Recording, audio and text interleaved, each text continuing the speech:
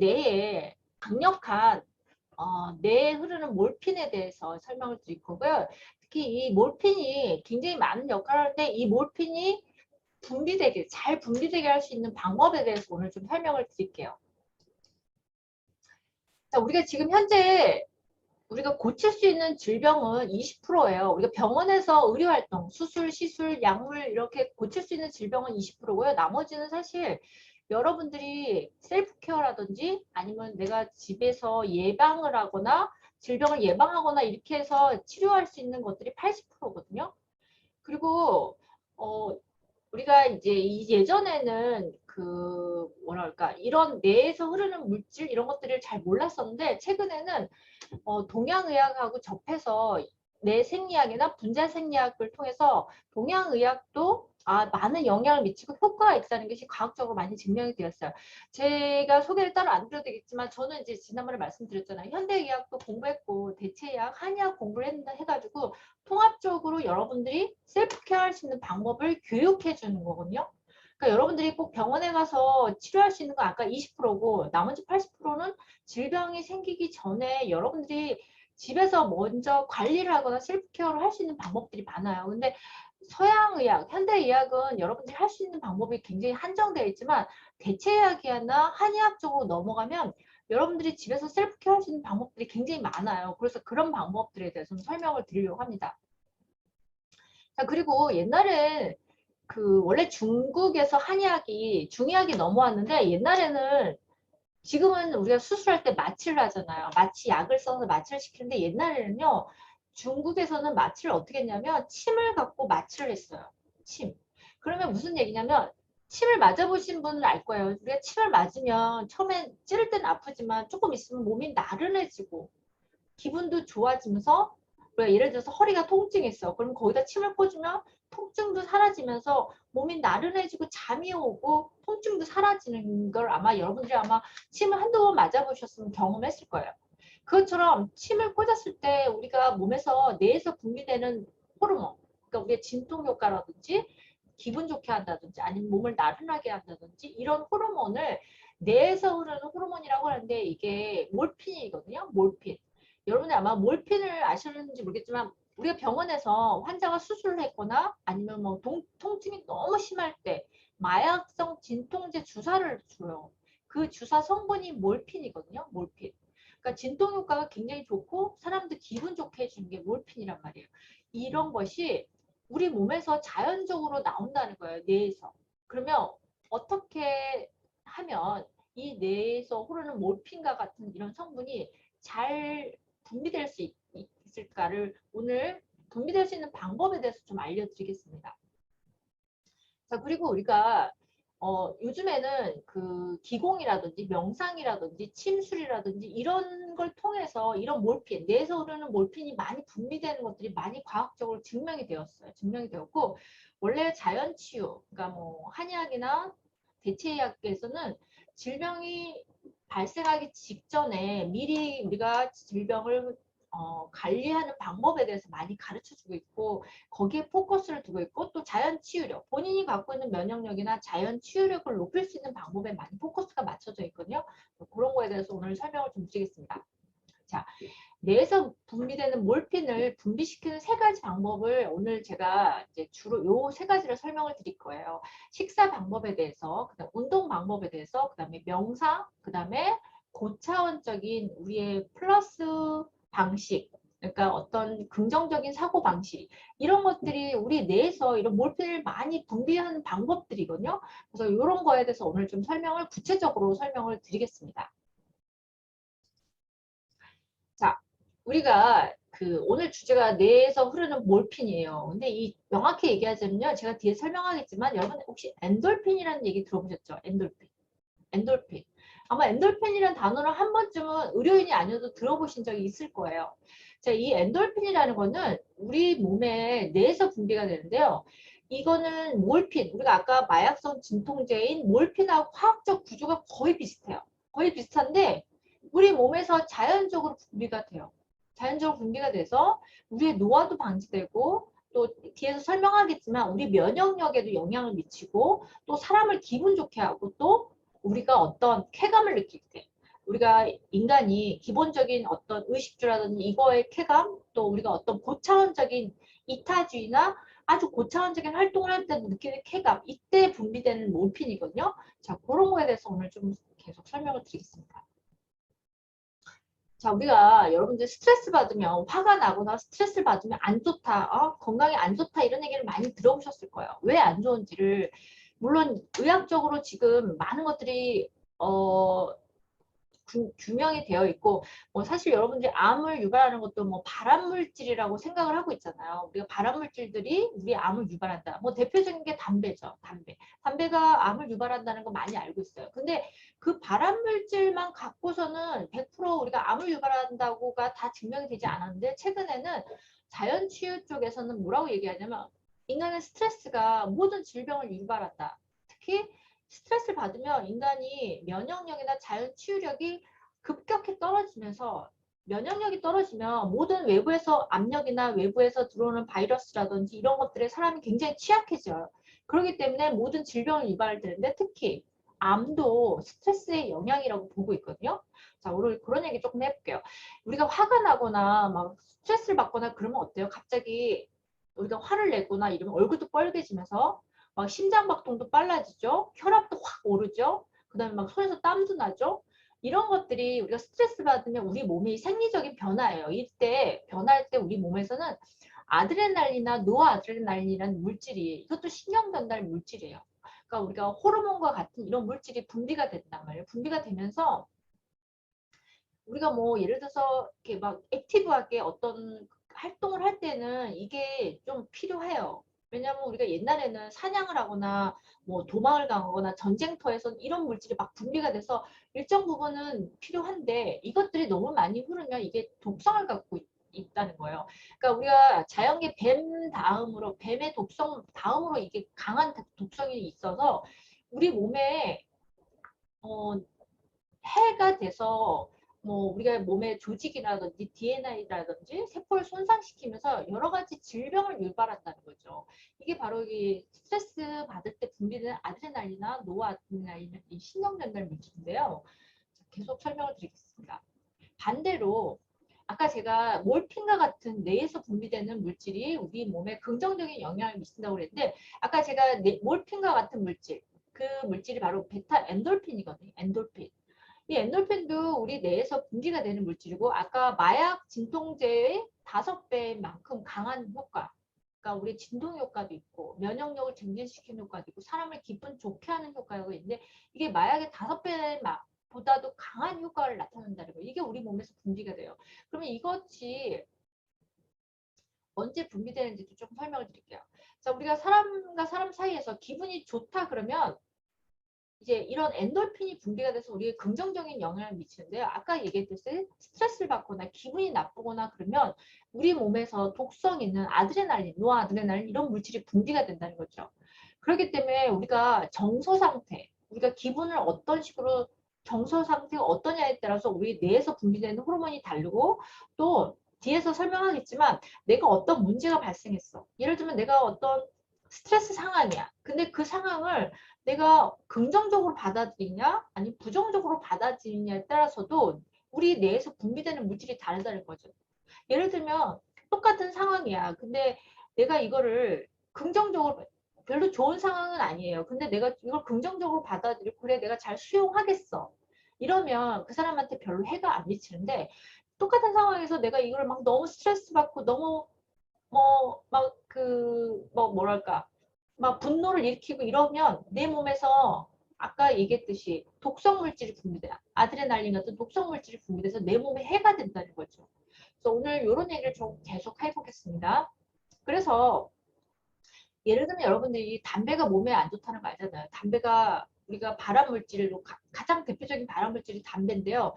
담배라는 물질은 우리 몸에 나쁘지만 예를 들어서 담배도 우리가 피울 때 기분 좋은 상태. 내가 막 어떤 집중해서 어떤 일을 딱 하고 끝내고 나서 너무 기분 좋게 기분 좋다 이런 상태로 담배를 피우면 그렇게 몸에 해가 되지 않는데요. 근데 뭐 아주 스트레스 상황에서 내가 막 너무 머리가 스트레스 받고 막 이래서 담배를 피우게 되면 이게 해가 된다, 독이 된다는 거죠. 그것처럼 우리 감정에 따라서 분비되는 신경전달 물질이 다르게 분비된다는 거죠.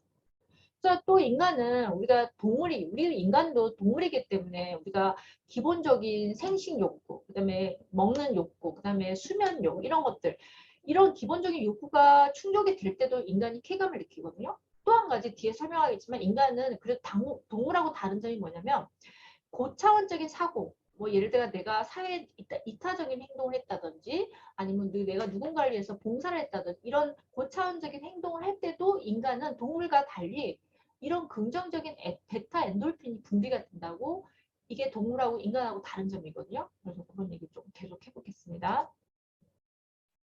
그래서 이 베타 엔돌핀은요. 아까 진통 효과도 있고 마약의 5배라고 했잖아요. 그 다음에 우리 뒤에 설명하겠지만 성인병도 막아주고요. 또 면역력도 높게 해주는 역할을 하고 있어요. 그래서 뒤에 조금 계속 설명을 드리겠습니다. 자, 스트레스 영향도 계속 설명을 드릴게요. 우리가 스트레스를 받으면 아드레날린이라는 물질이 분비가 되는데 얘네들은 어떤 역할을 하냐면 혈관을 확 수축시켜요.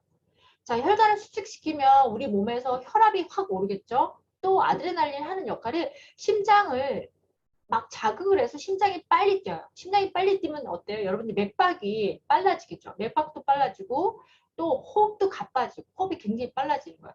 그래서 예를 들어서 우리가 막 급성 공황장애 있는 사람들 그런 사람들이 아주 대표적으로 막 갑자기 과한 스트레스를 받거나 공황장애 일으키면 혈관이 수축되면서 혈압도 오르고 심장박동도 빨라지고 식은땀도 나고 호흡도 빨라지고 심지어는 호흡이 너무 빨라져서 호흡이 가쁠 정도로 산소를 산소를 줘야 될 정도로 이럴 정도로 굉장히 사람이 이 아드레날린 물질이 굉장히 인간에게 많이 영향을 미치고요. 또 한 가지 나쁜 건 뭐냐면 혈압이 상승하면서 혈관이 싹 수축이 되면 우리가 혈액 안에 피가 흐르는데 이 피가 흐름이 장애가 돼요. 피가 잘 안 흘러요.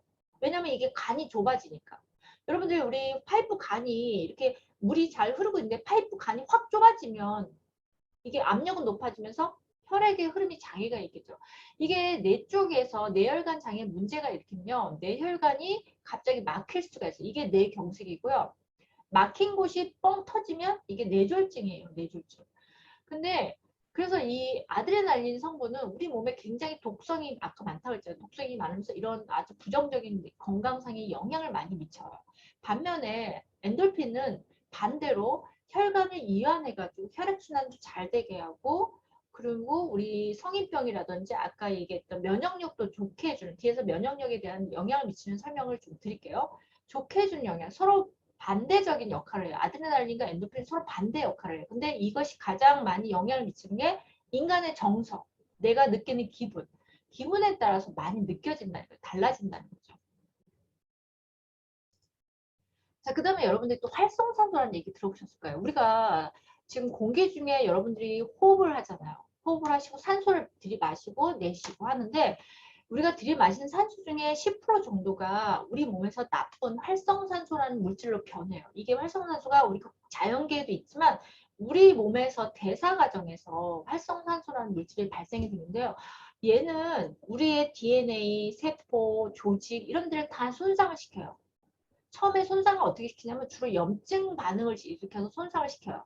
그러기 때문에 조직이 손상되고 해서 나중에 조직이 염증 반응으로 자꾸 조직이 돌연변이를 일으키게 되면 나중에 그게 암이 되는 거거든요.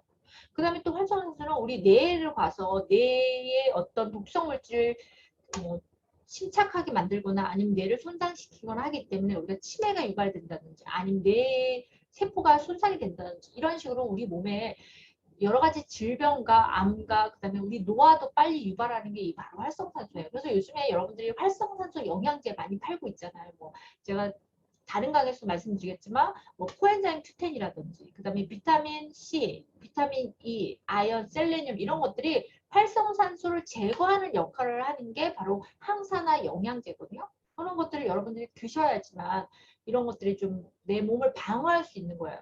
그리고 사실 우리 몸에서는요, 이런 활성산소를 제거하는 효소가 있어요. SOD라고 그래가지고, 우리 몸에 자연적으로 간에서 분비되는 효소예요.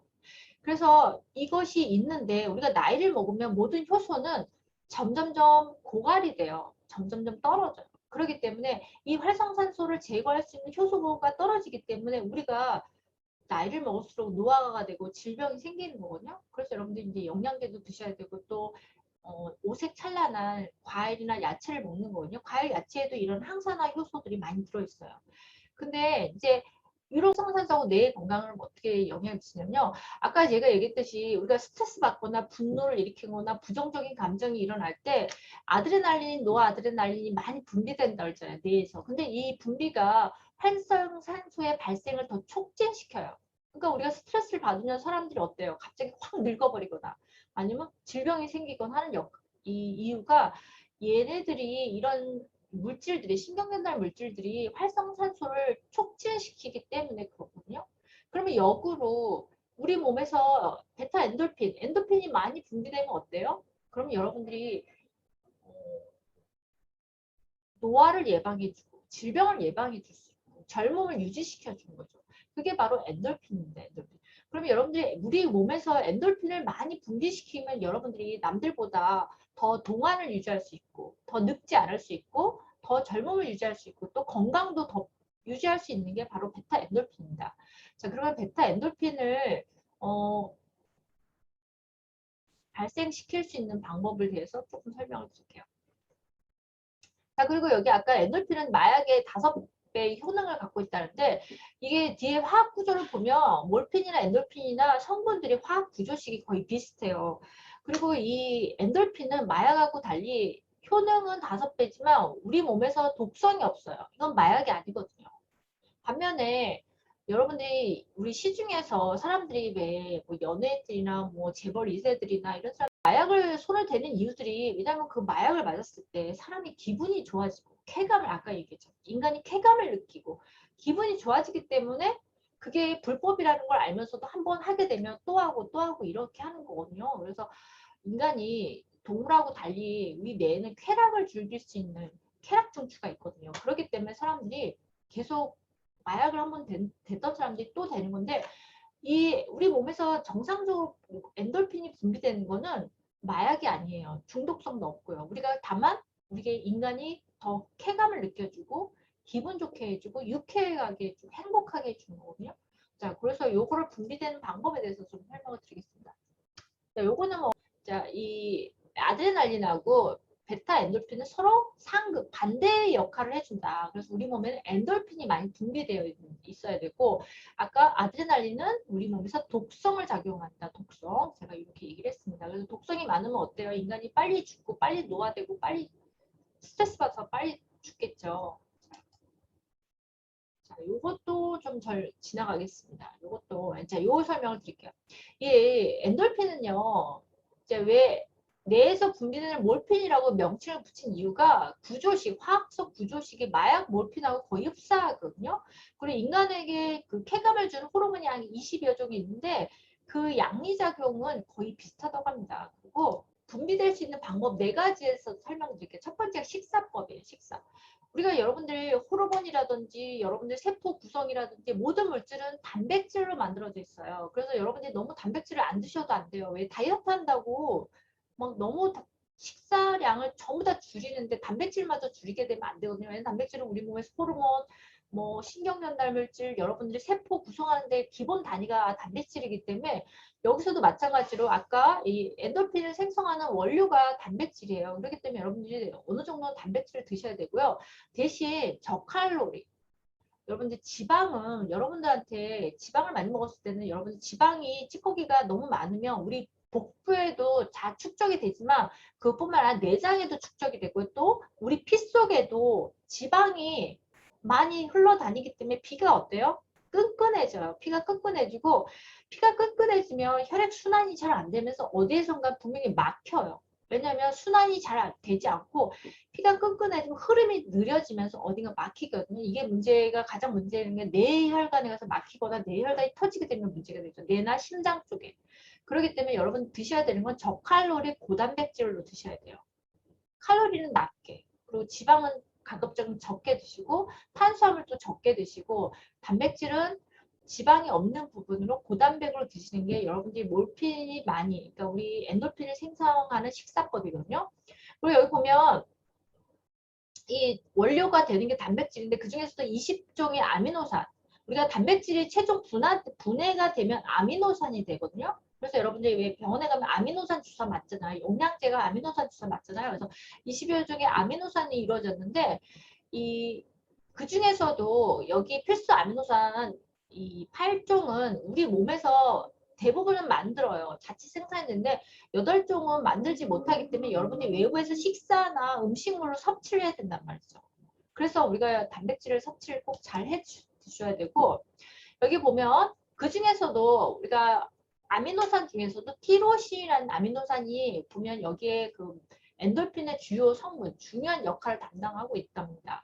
그리고 여기 보면 뭐 네네 몰핀, 엔돌핀 가운데 가장 쾌감을 주는 베타 엔돌핀은요.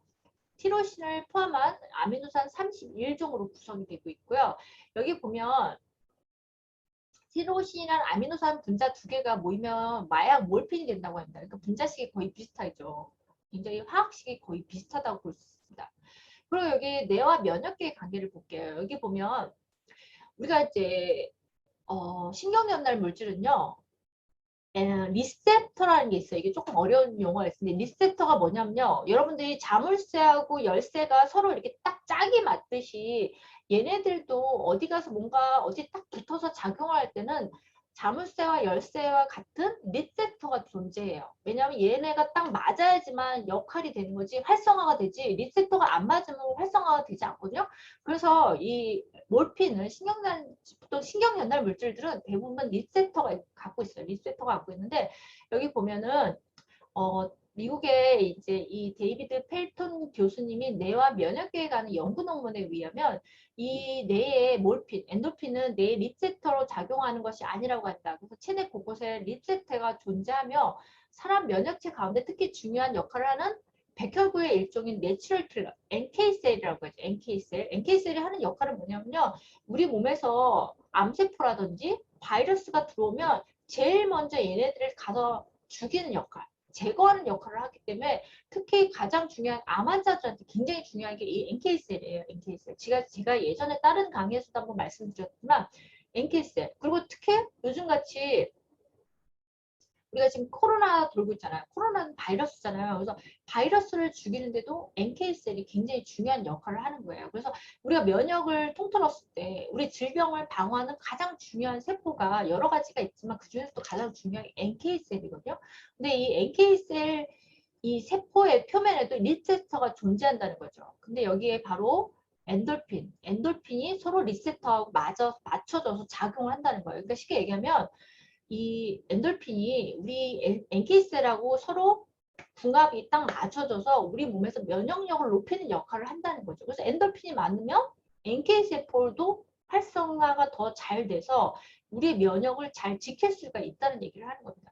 그래서 여러분들이 기분이 좋게 사는 사람들, 유쾌하게 사는 사람들 사실 질병에 취약하지 않잖아요. 건강하잖아요. 대부분 질병을 잘 걸리지 않잖아요. 근데 우리가 막 스트레스가 많은 사람들, 막 몸이 너무 과로하고 피로하다든지 이런 사람들이 보면 질병에 취약한 이유가 이런 영향도 있다고 볼 수 있겠죠. 그래서 여기 보면 베타 엔돌핀이 분비되면 NK셀 세포들의 활성화가 높아지고 활성화. 그래서 면역력이 높아진다는 사실을 밝혀냄으로써 베타 엔돌핀이 우리 면역에도 영향을 준다 이렇게 밝혀졌습니다.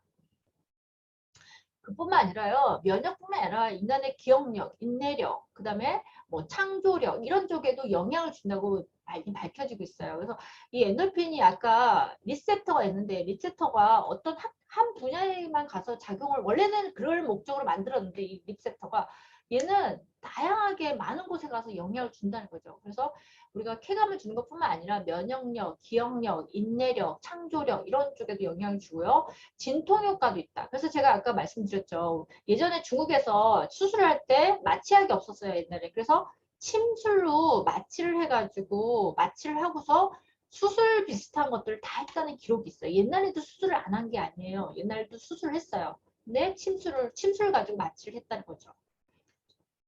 그래서 그때 역할을 하는 게 이 베타 엔돌핀이 강력한 진통 효과. 아까 제가 몰핀의 5배. 여러분이 몰핀이라는 거는 수술 받았을 때나 수술하고 나면 굉장히 진통이 심하잖아요. 그때나 아니면 암 환자들이 마지막에 통증이 너무 심할 때 그때 주는 마약성 진통제가 바로 몰핀이거든요. 근데 그 몰핀보다 5배 강력한 역할, 효능을 가진 게 바로 베타 엔돌핀이다. 근데 이 베타 엔돌핀은 인간 몸에서 자연적으로 생성이 될 수 있다는 거죠. 그래서 중요한 역할을 한다는 겁니다. 자, 그럼 여기 실험을 봤어요. 여기 보면 어떤 학생들을 봤어요. 졸업 시험을 보는 동안, 그러니까 실험을 마친 후에 이 NK셀, 아까 면역세포 활동을 봤더니 시험 중에는 면역력이 현격히 떨어진다는 거죠. 왜냐하면 스트레스를 받았기 때문에 면역력이 현격히 떨어진다. 그래서 학생들 보면 고3 학생들이 보면 면역력이 엄청 떨어지잖아요. 그래서 가끔 고3 학생들이 보면 그 뭐야 결핵 같은 것들이 집단으로 감염이 되고 막 집단 환자가 발생하는 이유가 고3 아이들이 보면 가장 면역력이 떨어져 있거든요. 왜냐하면 공부도 많이 하고 잠도 못 자고 스트레스도 많이 받고 이렇기 때문에 그렇고요. 또 여기 보면 또 다른 실험을 했어요. 학생들한테 전력 질주, 100m 전력 질주를 시킨 다음에 70분 동안 달린 후에 달리기 전에 비해서 NK 세포가 크게 저하됐다는 거죠. 그러니까 여러분들 요 얘기는 왜 제가 하려고 하냐면 여러분들 운동을 할 때 우리가 이렇게 단순히 체조라든지 가볍게 걷고 산책하는 운동은 우리 몸에 활성산소를 제거하는 좋은 역할을 해요. 근데 여러분들이 아주 강력한 운동 있잖아요. 예를 들면 뭐 역기를 든다든지 아니면 아까 얘기했던 전력 질주를 한다든지 이런 운동, 과한 운동은요. 우리 몸에서 활성산소를 더 많이 배출해가지고 우리가 몸이 더 질병이 들게 하거나 아니면 더 빨리 노화되게 하는 역할을 하기 때문에 여러분들이 격한 운동은 사실 별로 좋은 운동은 아니에요. 건강에 좋은 운동은 아니거든요. 그 얘기 좀 뒤에서 조금 할게요. 여기 보면 우리가 정신적으로도 육체적으로도 스트레스를 받으면 우리 면역력을 떨어뜨린다는 거죠. 그 다음에 또 한 가지는 내가 그거를 어떤 상황을 긍정적으로 받아들이냐 아니면 부정적으로 받아들이냐에 따라서도 우리 몸의 반응이 달라진다는 얘기를 조금 할게요. 여기 보면 그 아까 좀 전에 뭐 졸업시험이라든지 전력질주라든지 이거를 어떻게 본인이 상황을 긍정적으로 받아들이냐 부정적으로 받아들이냐 이게 가장 중요한 관건이 된다는 거죠. 예를 들면 내가 뭐 시험이 있지만 그래도 내가 이 시험을 마치고 나면 내 좋은 점수를 갖고 내가 뭐 취업을 할 수 있어. 아니면 내가 좋은 대학을 갈 수 있어. 이렇게 좋게 받아들이면 이게 스트레스가 안 되는데 그냥 시험 자체가 너무 싫어. 난 너무 스트레스야. 이렇게 받아들이면 이게 우리 몸에서 아까 감정에 따라서 아드레날린이 분비가 될 수 있고 엔도핀이 분비가 될 수 있고 달라진다는 거죠. 그래서 내가 어떻게 받아들이냐가 굉장히 중요하다. 자, 그리고 보면 자, NK세포가 암을 죽이는 효능을 어떻게 죽이냐면요. 우리가 암세포가 이 NK세포가 암세포가 이렇게 있으면 딱 발견하면 암세포 가서 딱 달라붙어가지고 암세포에다가 구멍을 뚫어요. 구멍을 뚫은 다음에 거기에 퍼포린이라는 어떤 효소 물질을 집어넣는 거예요. 그러면 그 구멍을 통해서 퍼포린이라는 물질을 안으로 집어넣으면 얘가 효소거든요. 퍼포린이. 단백질을 싹 녹이는 효소예요. 그래서 이 암세포를 싹 녹여서 암세포를 죽이는 역할을 하는 게 이 바로 NK세포입니다. 죽이는 기전이 이래요. 이렇거든요. 근데 여기 보면 NK세포가 여러 개 암세포들을 파괴도 할 수 있고 또 아까 얘기했듯이 NK세포가 활성도가 더 높아지면 예를 들어서 활성도가 50%일 때와 활성도가 100%일 때는 이게 효력이 다르잖아요. 그래서 그거에 따라서도 다른데 아까 얘기했듯이 엔돌핀, 우리 몸의 그 감정 상태에 따라서 NK세포 활성화도 달라질 수 있다는 거죠. 그만큼 우리 몸의 정서가 굉장히 중요합니다. 우리 건강에도. 자, 여기 나오네요. 아까 지나치는 운동은 활성산소를 대량 발생한다. 여기 보면 우리가 운동선수들이 막 이렇게 근육이 이렇게 헬스, 저도 운동을 많이 해봤지 알겠지만 헬스 같은 거 할 때 하드 트레인 막 무거운 거 들고 이러면 근육이 막 울퉁불퉁 나와서 보기는 좋을지 모르지만 그 강력한 무거운 뭐 역기를 든다든지 이런 것들을 할 때 우리 몸에서는요 활성산소가 많이 분비가 돼서 사실은 몸의 건강으로 봐서는 좋은 건 아니라는 거죠. 우리가 근육은 커질지 모르지만 그게 건강상에는 사실 좋은 게 아니고요. 그래서 대부분 운동을 열심히 했던 분들, 예를 들면 우리를 다 보면 얼굴이 이제 선수가 딱 은퇴하고 나면 자기 나이보다 더 나이 들어 보이는 경우가 많고요. 또 운동을 오래 했던 선수들이 보면은 그 자기 수명이 일반인들보다 짧은 경우도 많거든요, 보면은. 그래서 여러분들이 지나치는 운동, 아까 얘기했던 근육 운동인데 너무 지나치게 한다는 거는 활성산소를 대량 발생할 수 있다. 그리고 이왕이면 활성산소를 덜 발생하고 활성산소를 제거할 수 있는 운동은요, 제가 뒤에 설명하겠지만 걷는 운동이 사실 제일 좋아요, 여러분. 가볍게 걷는 거, 아니면 가볍게 체조하는 거, 아니면 뭐 요가 같은 동작. 요가 동작이 막 근육을 너무 과량으로 쓰지 않잖아요. 약간 스트레칭 비슷하게.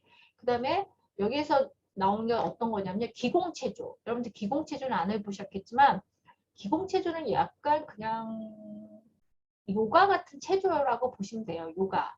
그 다음에 필라테스 같은 것들도 건강상에 좋죠. 왜냐면 이런 것들은 약간 근육도 쓰고 스트레칭도 하고 하지만 활성산소를 대량으로 발생하지는 않거든요. 그래서 좋은 운동, 걷는 거, 그 다음에 가벼운 체조 같은 것들은 좋은데 과량으로 과한 운동은 활성산소를 대량으로 발생하기 때문에 안 좋다. 근데 여기 또 되게 재밌는 연구가 있었었는데 여러분들이 이과, 문과로 나눴을 때 저는 이과예요. 이과인데 이게 문과는 우리가 문과 이 뇌가 우뇌 자뇌가 있잖아요. 근데 이 자뇌는 논리나 계산 이런 쪽을 많이 쓰는 게 자뇌고요. 우뇌는 뭐 시각화라든지 상상이라든지 이미지로 많이 쓰는 게 우뇌거든요. 근데 여기 보면 우뇌를 많이 쓰는 사람들이 더 건강하다. 이게 왜냐하면 우뇌를 쓰면 뇌 몰핀, 엔돌핀이 더 많이 분비가 된대요. 우뇌에서요. 그렇기 때문에 이공계보다는 인문계 사람들이 더 오래 산다는 연구 결과가 있습니다. 재밌는 것 같아요. 네. 이건 좀 맞는 것 같아요. 네. 자, 그리고 아까 우리가 운동을 얘기할 때 제가 말씀드렸죠. 우리가 근육을 키우는 운동하고 지방을 없애는 운동이 있는데 예를 들어 헬스 같은 경우 무거운 웨이트 이런 것들은 파워레이트는 이런 것들은 여러분 근육을 키우는 운동이잖아요. 근데 이거는 사실 별로 안 좋다고 말씀드렸죠. 활성산소를 대량으로 발생한다. 반면에 여러분들이 가벼운 워킹은 지방을 제거하고 아까 우리가 엔돌핀이 많이 분비되는 운동이 바로 이 워킹이거든요. 그래서 여러분들이 해야 될 운동은 사실 워킹을 많이 하셔야지만 우리 몸에서 엔돌핀이 많이 분비가 돼요. 여기 보시면 자, 지방을 연소시키려면 많은 양의 산소가 필요한데 격렬한 운동을 하면 이미 대량의 산소를 소모했기 때문에 여러분들 왜 심한 운동하면 호흡을 막 가빠가지고 호흡을 많이 하잖아요. 그렇기 때문에 이미 많은 산소를 소모했기 때문에 정작 지방을 연소시킬 때 산소가 부족한 거죠. 그래서 뭐 예를 들어서 전력 질주 아니면 뭐 파워 운동, 뭐 웨이트 이런 것들은 사실 여러분들이 활성산소를 역으로 더 많이 발생하기 때문에 별로 좋은 운동이 아니고요. 예, 지방을 없애는 운동. 그러니까 우리가 워킹이라든지 스트레칭 같은 거 이런 운동을 했을 때 여러분들이 엔돌핀이 많이 분비가 된다. 그래서 여러분들이 산책이라든지 뭐 아니면 걷는 운동이라든지 이런 게 좋다고 합니다. 그러면 우리가 얼마를 걸어야 할까요? 제가 보통은 만보 걷기를 많이 얘기를 했던 것 같아요. 수업에서.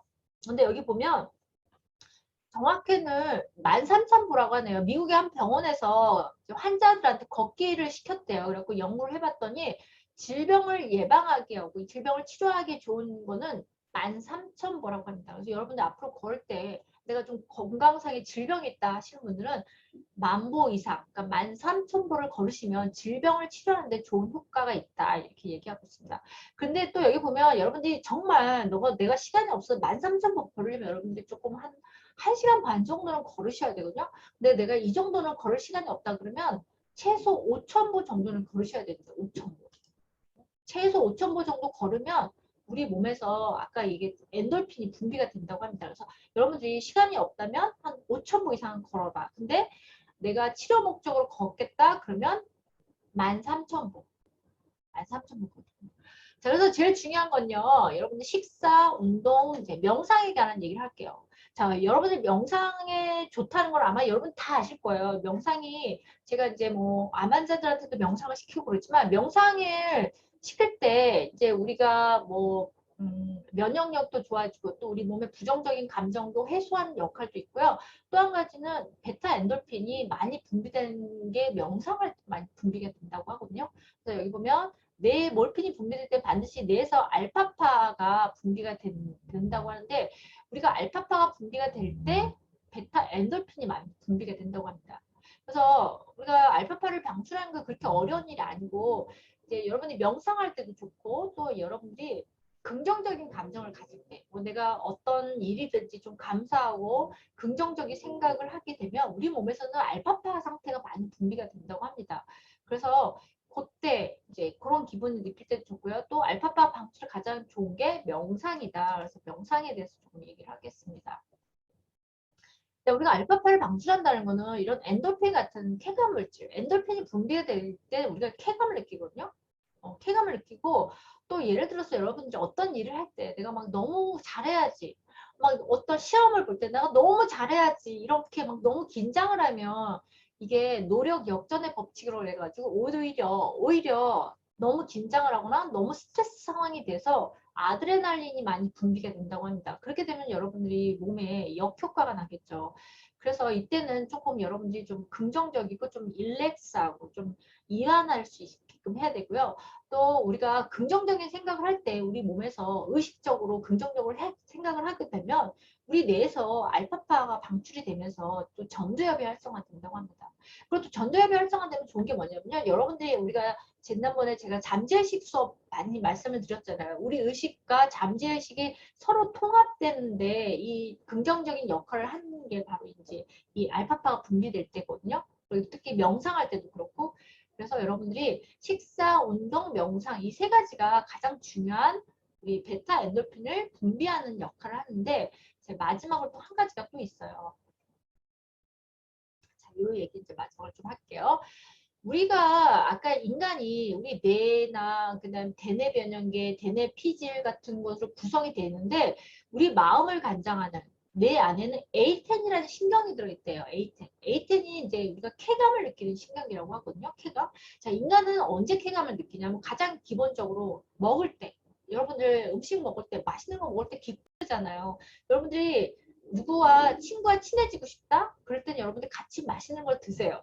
왜냐하면 인간이 동물이기 때문에 가장 기본적인 욕구, 먹는 욕구 이런 것들이 충족이 되면 사람이 기분이 좋아지거든요. 그리고 여러분들이 뭔가 협상을 하거나 내가 얘기하기 힘든 일을 말을 꺼내야 될 때도 같이 밥을 먹거나 이럴 때 사람이 좀 밥을 먹고 나서 좀 기분이 이완되어 있고 기분이 좋을 때 이럴 때 여러분들이 좀 얘기하기 힘든 얘기를 꺼내셔야 되거든요. 그처럼 인간이 뭐 식욕, 성욕 아니면 수면욕 이런 기본적인 욕구가 충족이 될 때도 여러분 인간이 쾌감을 느끼고요. 그 다음에 우리가 운동이나 학습 같은 거를 할 때도 인간은 쾌감을 느낀다고 합니다. 그래서 여러분들 운동할 때 쾌감 느끼지 않으세요? 저는 운동을 할 때 굉장히 기분이 좋아지더라고요. 이렇게 땀 흘리고 나면 기분이 굉장히 상쾌해지거든요.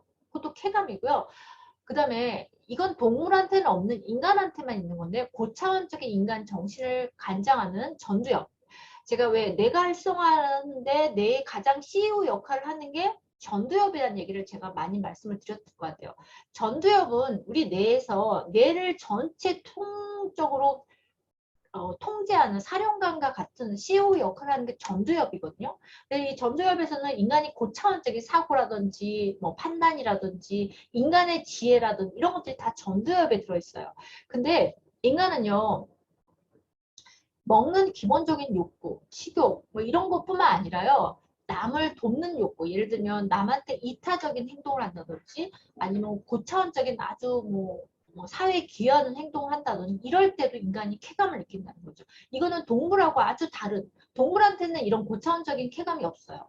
동물은 그냥 기본적인 식욕 이런 것들밖에 없는데 인간만이 느끼는 이 쾌감이 이런 아까 제가 아주 고차원적인 이런 행위를 할 때도 인간은 쾌감을 느낀다고 합니다. 이게 동물하고 인간하고 가장 다른 점이거든요.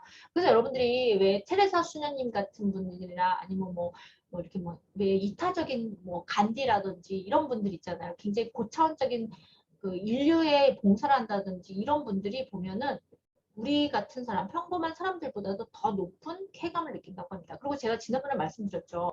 그 예전에 제가 정신과 대학원 다닐 때 그 교수님이 정신과 교수님이 자기는 명상을 매일 하시는데 명상을 하면 쾌감을 느낀다. 근데 이 명상을 할 때 아까 베타 엔돌핀이 많이 분비되고 알파파가 분비되면서 굉장히 고승들이나 아니면 굉장히 뭐랄까 좀 우리가 정신세계 의식 수준이 높으신 분들이 명상을 할 때 굉장히 좋은 쾌감을 느끼신다고 합니다. 그래서 여러분들도 명상을 한번 해보시기 바랍니다.